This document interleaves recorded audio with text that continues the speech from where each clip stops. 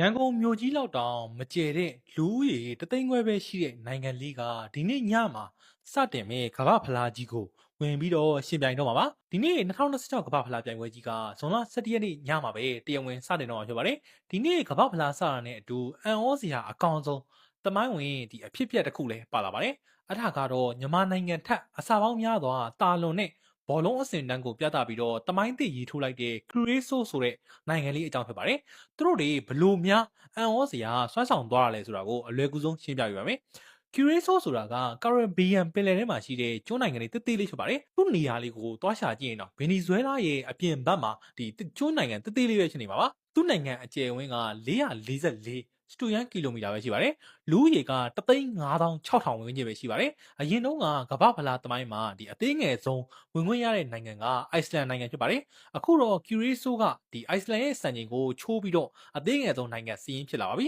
။စိတ်ဝင်စားစရာကောင်းတာကသူတို့သွားကန်မဲ့ဒီကန်ရမဲ့အမေရိကန်နိုင်ငံဟူစတန်မြို့မှာရှိတဲ့ဘောလုံးကွင်းကြီးနဲ့ဆိုရင်သူတို့တနိုင်ငံလုံးရဲ့လူဦးရေတဝက်9000ခွဲလောက်အထိကိုစံနေပါတယ်ကျွန်တော်စီမှာရှုံးရင်စင်ကြေပေးလေးရှိပါတယ်ဒါပေမဲ့ဒီနိုင်ငံငယ်လေးကတော့ဘာစင်ကြေမှမပေးဘဲနဲ့ကမ္ဘာအကြီးဆုံးစင်မြင့်ထက်ကြီးကိုရောက်လာပါပြီဒါပေမဲ့သူတို့ကကန်ကောင်းလို့လုံးဝအုပ်စုချောင်လို့ရောက်လာတာမျိုးလုံးဝမဟုတ်ပါဘူးမြောက်အမေရိကနဲ့ကာရဘီယန်ဇုံခြေစစ်ပွဲ10ပွဲကစားရမှာ9ပွဲနိုင်3ဝဲတည်ဆိုတဲ့ရှုံးဝဲမရှိစံချိန်နဲ့တက်လာတာပါအထူးသဖြင့်နောက်ဆုံးအဆုံးဖြတ်ပွဲဖြစ်တဲ့ဂျမေကာအသင်းနဲ့ဒီပွဲမှာဆိုရင်ရုပ်ရှင်ကားတကားလို့ပါပဲ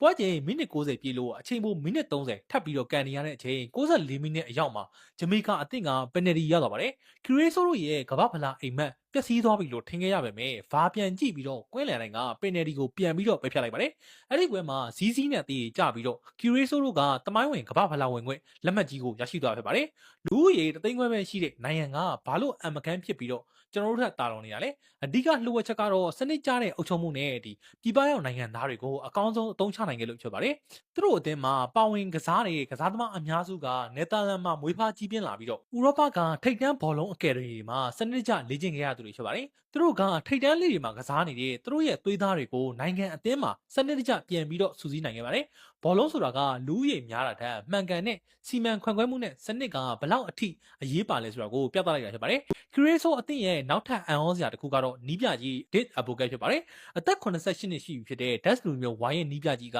ကမ္ဘာဖလားသမိုင်းတစ်လျှောက်အသက်အကြီးဆုံးနီးပြအဖြစ်စံချိန်တင်ပါတော့မယ်ပြီးခဲ့တဲ့ဖေဖော်ဝါရီလတုန်းကဆိုရင်သမီးဖြစ်သူနေမကောင်းလို့အသင်းကနေပြီးနှုတ်ထွက်ခဲ့ပါသေးတယ်ဒါပေမဲ့သမီးဖြစ်သူကျမ်းမာရေးပြန်ကောင်းလာတဲ့အချိန်မေလမှာတော့အသင်းကိုပြန်လာပြီးတော့အခုလိုကမ္ဘာဖလားအိမ်မက်ကိုအကောင့်ထဲပေါ်ပေးခဲ့တာပါကစားသမားတွေထဲမှာဆိုရင် Premier League ကလပ်တွေဖြစ်တဲ့ Aston Villa, Cardiff တို့မှာကစားခဲ့တဲ့ Leandro Bacuna နဲ့ညီဖြစ်သူ Junior Bacuna တို့ကဒီညီကိုနှစ်ယောက်ကအသင်းရဲ့အဓိကအင်ဂျင်တွေဖြစ်ပါတယ်ပြီးတော့ဒီ Manchester United fan တွေဆိုသိကြပါတယ်တာဟစ်ချောင်ဆိုတဲ့ကစားသမားလည်းပါဝင်ပါတယ် Blue Way အပြာရောင်လှိုင်းလို့တင်စားကြတဲ့ Curacao အသင်းက2026ကမ္ဘာဖလားအုပ်စု E မှာ Germany, Ecuador, Ivory Coast တို့နဲ့အတူကြောက်နေပါတယ်အဲ့ဒီ၃နိုင်ငံပေါင်းရင်လူဦးရေက135တန်းကျော်ရှိပါတယ်ဇွန်လ15ရက်နေ့မှာသူတို့ကစပြီးကစားမဲ့ပထမဆုံးပွဲစဉ်မှာ၄ချိန်မြောက်ချန်ပီယံဖြစ်တဲ့ဂျာမနီအသင်းကြီးနဲ့ရင်ဆိုင်ရမှာပါတကယ်ကိုလူသေးသေးလေးနဲ့ဘလူးကြီးတို့ရဲ့တိုက်ပွဲဖြစ်ပါတယ်ဒါပေမဲ့ကျူရေးဆိုးပြည်သူတွေကတော့ကစားသမားတွေကငါတို့ကတင်းငယ်ပေမဲ့ကမ္ဘာဖလားမှာတော့ဘလူးကြီးတွေဖြစ်ကြောင်းပြသဖို့အသင့်ဖြစ်နေပြီလို့ကြွေးကြော်နေကြပါတယ်